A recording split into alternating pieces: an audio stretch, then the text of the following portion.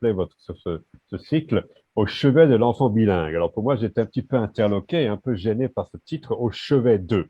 Pour moi, Au chevet d'eux en français, c'est Au chevet d'un malade. Hein. Bon, alors, on veut dire tout sauf que l'enfant bilingue est un malade. On est clair là-dessus. Alors pourquoi avez-vous choisi ce titre pour cette série, pour ce cycle? Ça me semblait, bon, ça interpelle. Là, l'effet est réussi, mais j'aimerais en savoir un petit peu plus. Pour moi, quand même, c'est un effet, une approche un peu négative au chevet d'eux, hein, de malade, voilà. Bon.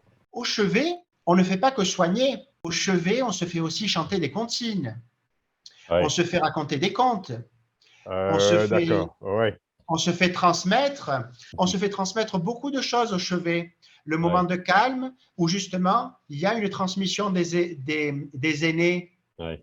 aux descendants au niveau langagier, au niveau linguistique. Moi, je pensais au chevet aussi. Je pense que c'est pas l'enfant bilingue qui est au chevet de, c'est tout ce qu'il y a autour de l'enfance bilingue qui est maltraité, en fait, sur laquelle nous, il faut qu'on se penche. Mais c'est plutôt ceux qui sont autour qui le traitent comme un malade. Et c'est peut-être au chevet de cela, Oui, hein, là, on est que d'accord. Ouais, l'association ouais. se place. Là, la question que je me posais, c'est en quoi le fait d'avoir été un bilingue simultané, finalement, permet de reproduire quasiment cet apprentissage de la langue de type monolingue quand on est plus âgé.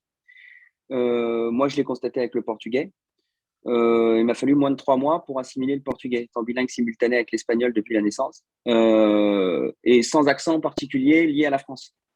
Avec une capacité de reproduction des sons et d'acquisition des structures de la langue que j'ai trouvé beaucoup plus rapide que chez tous mes collègues qui n'avaient pas eu cette expérience de bilinguisme dans leur petite enfance. Alors, merci d'avoir posé la question sous cet angle-là, parce qu'en fait, tu me fais rectifier ce que j'ai donné tout à l'heure comme réponse lorsque je disais qu'il n'y avait pas de différence de performance dans l'une et l'autre langue entre le bilingue simultané et le bilingue consécutif. Parce qu'en effet, sur les deux exemples que tu as cités, c'est-à-dire la compréhension du fonctionnement d'une langue et l'imitation des phonèmes, alors là, c'est plus la parole que le langage, hein, quand il s'agit du phonème et de la parole. Eh bien, en effet, chez le bilingue simultané, il y a beaucoup moins de risques entre guillemets, d'accent étranger.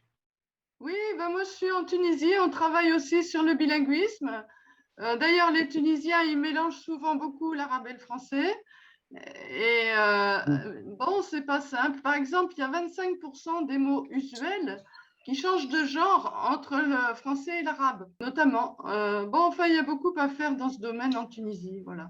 Oui, alors merci de citer justement le parler des Tunisiens parce qu'il est très illustratif. D'ailleurs, souvent, il est appelé de façon péjorative arabe dialectique, ce qui me semble le déprécier.